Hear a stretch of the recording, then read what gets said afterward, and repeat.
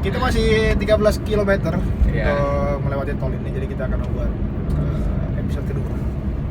Episode kedua Ya. dari seri pengembangan diri. Iya, pengembangan diri. Tapi kalau untuk illegal login sih udah 20-an episode aja. Banyak banget ya. Ya.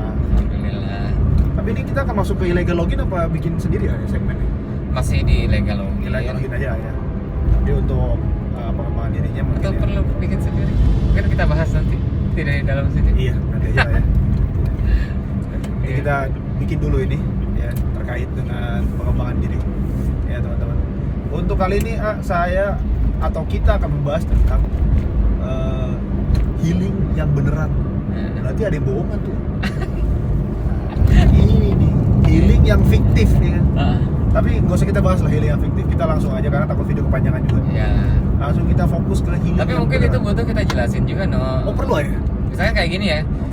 Kita udah jalan-jalan nih yang sesuai checklist healing versi medsos. Betul. Atau mungkin versi kita saat ini gitu. Kita udah jalan-jalan ke hotel, ke cottage, udah yang paling asik, yang harganya tuh udah kita maksimalin sampai kita perlu nabung. Ya, betul. Ya, udah ngambil foto-foto bagus, setiap spot udah ada jepretannya sendiri, ya nggak? Betul. Makanannya juga kita masa tempatnya enak, makanannya kagak gitu kan. Betul. Milih juga dong kita. Semua diposting tuh tempatnya, Iya. makanannya, pemandangannya. Oh, nabung udah sampai 5 bulan lah, Beuh, ya nggak? udah sampai basah tuh ya kan. Apanya? Singlet semua ya kan kerja tuh ya kan teman-teman ya. Nabung. Kerja keras bagai kuda gitu ya. kuda, ya kan kerja keras aja untuk healing tersebut ya. Ya, teman-teman, ya. kan banyak tuh kayak gitu kan. Banyak kan. Tapi begitu healing selesai kok nggak dapet ya. kok balik ke rumah tuh kosong gitu Balik lah ke ya. rumah kosong dan kita Gitu. tuh agak ada sedikit penyesalan. Gue udah ngeluarin dana segini tapi kok gue nggak dapet. Nah, Dan itu banyak tuh kayak gitu kan. betul. Ya, Apakah itu dikategorikan sebagai healing yang bohongan, atau ya kan tujuan healing itu kita refreshing ya, kita kan mengobati diri tapi kok nggak diobati ya gagal dong. betul? Ya nggak? Berarti itu ada yang salah di situ ya. Ya. Healing kok kan healing tuh artinya kan mengobati ya. Ya. Kok mengobatinya hanya ketika kita ada di sana, ketika kita kembali ke rutinitas kita, kok jadi kembali lagi nih Betul. kepusingannya, kembali Betul. lagi kecemasannya gitu lah ya. Ya. Nah, kita akhirnya sekarang kita masuk nih ya, healing yang beneran. Healing yang beneran Oke. ini seperti apa sih ya? Tapi teman-teman sebelum lebih lanjut ya, entah nanti mau nyelesain video ini dulu atau di skip dulu, teman-teman denger dulu yang episode satunya ya, Iya, betul. supaya nyambung Betul. Ini akan menjadi episode kedua di pengembangan diri. ya. Ya. Karena kita tidak mungkin bisa melakukan healing yang beneran kalau yang di episode 1 kita tuh belum benar-benar mendengarkan. Gitu bang. Betul. Ya. Ya. Kita belum punya bekalnya. Betul. Gitu. Karena sebenarnya kenapa hati itu sakit ya, karena di dalamnya ada luka gitu ya, Ya. gitu bang. Ya udah jelas ya, ketika ada luka ya sakit lah. Sakitnya di sini. Heeh, Ya. gitu. Terus juga kenapa hati itu nggak nyaman, karena di dalamnya ada kegelisahan ya nggak. Ya. Kalau hatinya tenang insya Allah nyaman ya. Iya, betul. Ya gitu.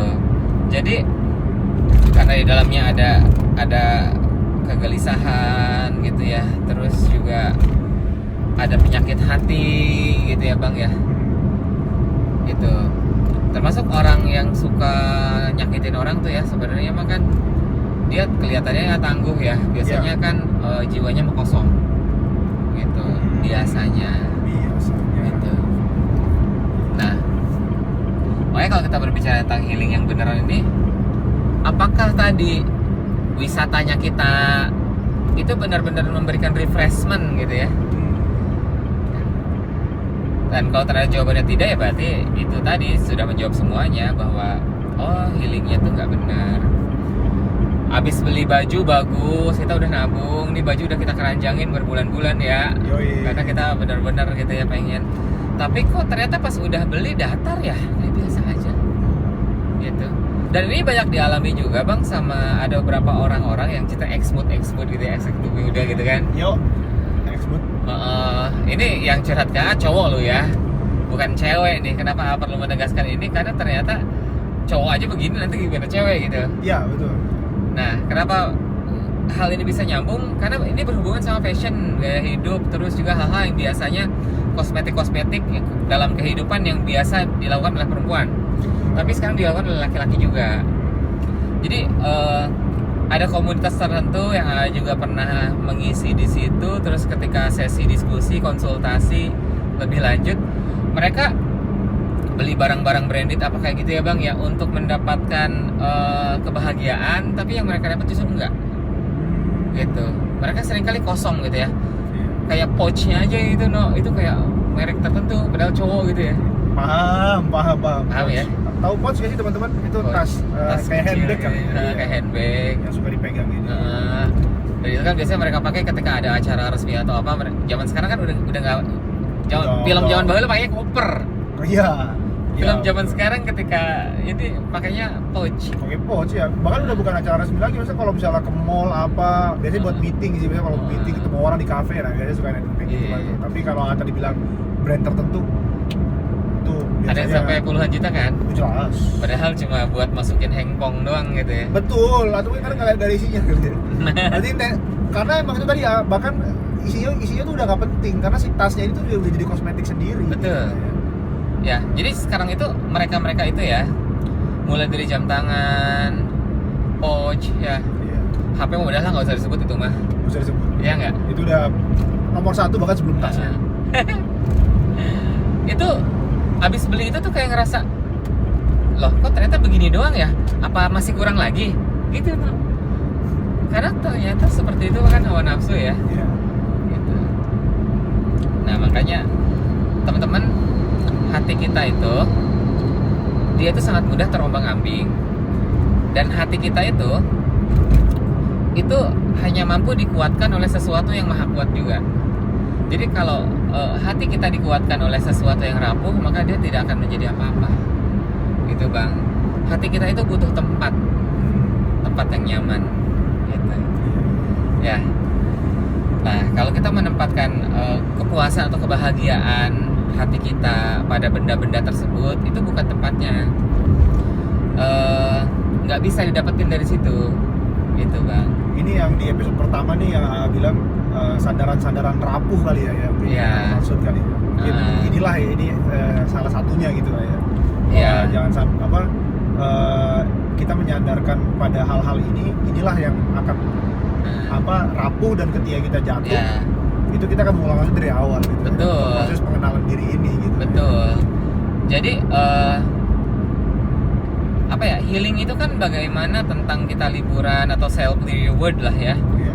Tapi ketika memang hati kita tidak pernah punya definisi yang jelas terhadap hadiah apa yang kemudian akan membahagiakan kita, dan ternyata definisinya itu adalah definisi yang rapuh, pada akhirnya kan nggak akan pernah bisa menjadi benar-benar liburan gitu hatinya itu bang. Betul. Gitu ya. Dan di sini juga kayak konsep cognitive reframing itu kan menjadi sesuatu hal yang mutlak ya.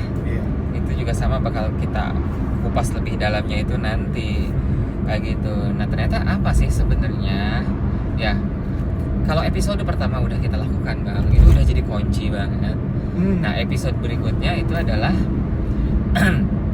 ya, jadi healing yang beneran itu nanti akan dijawab oleh Al-Quran gitu kan, bahwa ternyata yang kita harus punya wadahnya dulu, wadah untuk hati kita, agar nanti si wadah itu dia bisa menjadi tempat gitu ya buat hati dan kebahagiaan kita kayak gitu ya. Jadi si wadah itu adalah apa coba? Oh ternyata jawabannya simpel bang. Wadahnya itu adalah zikir gitu. Kayak solo kayak sepele banget gak sih? Iya, dan mungkin teman-teman akan berpikir gelisah amat ini gitu kan. Iya bener Kayak, sih. Enggak, gue istighfar berkali-kali juga nggak begitu, nggak langsung tenang, nggak langsung bahagia. Iya, atau nggak langsung turun duit. Nggak langsung turun duit. Tetap ekspektasi gue beli iPhone Pro Max Gold version. Gold. Iya, atau enggak iPhone 18 pink. Pink. Emang ada? Ada nanti ya. Yang 18. Warna pink. Oh, iya. Ya kali lah ya. Iya. Gitu kan. Biasanya anak muda kan aku pakainya iPhone gitu Iya. kan. Iya, maksudnya kayak walaupun belinya nyicil juga ya kan. Punya dulu ya kan. Iya, bener. Dulu. Ya saya kita taunya itu yang branded itu iPhone dong, padahal merek HP yang lebih mahal tapi tidak berguna juga lebih banyak ya. Betul. Banyak HP Asus ROG aja berapa puluh juta itu. Bener. Untuk main game. Udah main game doang kan, begitu pakai HP biasa juga udah Bisa cukup aja. ya. Iya. Jadi yang penting mah Iya. RAM dan lain-lainnya aja. Ya. Nah, ini kan pasti kan kalau misalnya kita hanya mendengar satu kata zikir nih ya, itu kan terdengar ya itu ya klasik Klise. Jadi kayak apaan sih ini lagi gitu kan. Nah, apakah ada sesuatu yang spesial dari zikir ini yang bisa disampaikan mungkin dengan bahasa bayi atau dengan bahasa yang Bahasa mungkin bayi. ya mungkin bahasa yang bisa lebih dimengerti oleh teman-teman di angkatan sekarang gitu ya, atau teman-teman di zaman sekarang gitu. Ya. Yang Itulah. lebih bisa masuk ke dalam hati gitu bahwa zikirnya ini seperti apa sih gitu. Pertama Am minta maaf juga karena sepertinya Am memiliki banyak sekali gap bahasa ya dengan anak muda zaman sekarang itu. Jadi mungkin perlu skena kali ya. nah itu aja nggak ngerti what the meaning of skena. Saya juga dengar doang sih itu skena. Ataunya skena linui. Nih kalau dia nonton sih. Kalau dia nonton sih masuk nih skena itu ini. Wih, kita keluar tol ya. Kita udah mau masuk. Kita udah mulai keluar tol ini. Iya, oke. Oke. Ya. Nah, seperti apa sih ya sebenarnya zikirnya ini seperti apa sih gitu yang healing gitu, yang bikin healing beneran. Ya, intinya adalah zikir yang dia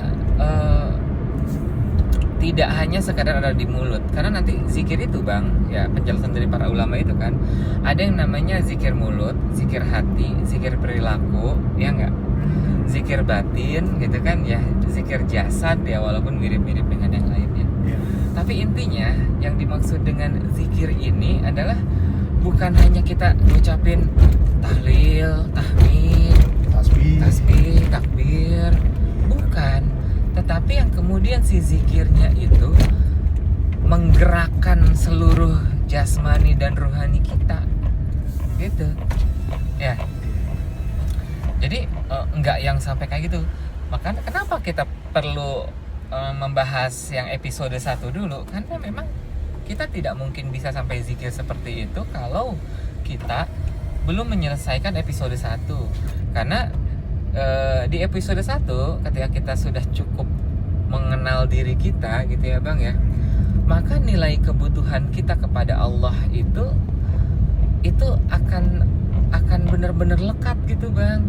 Nah, zikir yang lekat itu, yang dipenuhi cinta, itu kemudian akan memberikan pengaruh yang sangat luar biasa terhadap diri. Kayak gitu ya. Itu seperti halnya nih bahasa bayinya gitu ya, yang paling gampang banget itu. Kita lagi suka banget nih Bang sama orang nih, ya kan? Ya, suka banget sama orang ya. Misalnya namanya Kanda. Kanda suka Dinda. Iya. Ya. Ya enggak? Kita Iya. saya namanya Kanda. Iya. Itu nggak denger namanya disebut aja, itu hati kita tuh udah kayak berdesir gimana gitu kan ya. Gitu kan. Kalau kita lagi bener-bener jatuh cinta gitu Tersipu malu, ya kan? tersipu malu. Ya kan? Malu-malu kucing garong nih. Padahal misalkan antum gitu ya sangat mengidam-idamkan Kanda gitu kan. Jadi Iya. ketika anjebutin gitu kan, tuh nggak sih kemarin tuh si Kanda tuh gini. Kepo kayak- tuh, langsung kayak pengen tahu. Atau kayak ngerasa didukung Betul. kok ada dia nyebutin nama dia sih? Padahal jujur Li, ya, Tidak ada maksud. tidak ada arah kemanapun Betul. Tidak ada arah. terhadap romantismenya di hati antum, Betul. gitu ya. Tapi Iya. kok dia bisa cuma karena nyebut kayak gitu doang kan bisa ngasih ketenangan gitu ya. Nah, itu pun ya mungkin ini mudah dipahami ya. Tapi itu pun nanti beda cerita kalau kita sudah mulai membenci si Kanda itu. Iya nggak? Iya. Segala apapun yang ada hubungan dengan si Kanda kita jijik. Mendengarnya aja ya, Nah. mendengarnya aja, Nah, mendengar gitu. namanya aja gitu. Padahal ya Betul. dia nggak ngapa-ngapain gitu. Heeh. Kan mendengar namanya aja udah. Oh. Iya. Nah, jadi seperti itulah kemudian cara paling mudah kita memahami betapa dahsyatnya zikir itu, no. Gitu. Menyebut nama Allah saja, baru nyebutnya doang itu bikin batin kita tuh udah kayak ngeplay gitu kan. Ya Allah, indah amat gitu ya. Tenang. Merasa didukung, tidak merasa sendiri itu yang paling penting tuh sebenarnya. Benar. Dalam posisi seperti ini. Betul. Ini kita nih kalau lagi pas jatuh cinta nih, no, kita capek nih jalan-jalan sama dia kan. Oh, misalnya ya ngajak dia ke mall, oh, ngebantuin dia milih baju, Keliling. udah milih 2 jam kagak jadi. Udah gitu setiap toko dimasukin. Setiap ya. toko dimasukin, ujung-ujungnya ke toko pertama lagi. Betul. Nyarinya baju tapi hypermart masuk, masuk tuh cari-cari sabun. Padahal cari baju nih. Nggak jual baju. Ada sih baju-baju kaos-kaos gitu. Oh, ya mungkin itu yang dia pengen. Iya kali ya, gitu. Tapi kagak diambil gitu. Cuma Iya. masuk aja di toko. Iya. Gitu. Iya, no. Tapi kemudian karena kita cinta banget, kita bahagia kan? Betul. Padahal itu melelahkan, betul? Betul. Melelahkan. Dan pada definisi yang umum itu menyebalkan. Menyebalkan. Pada Menyebalkan definisi sekali. yang umum ya. Definisi umum. Betul. Tapi Apa? berhubung karena cinta, Karena cinta.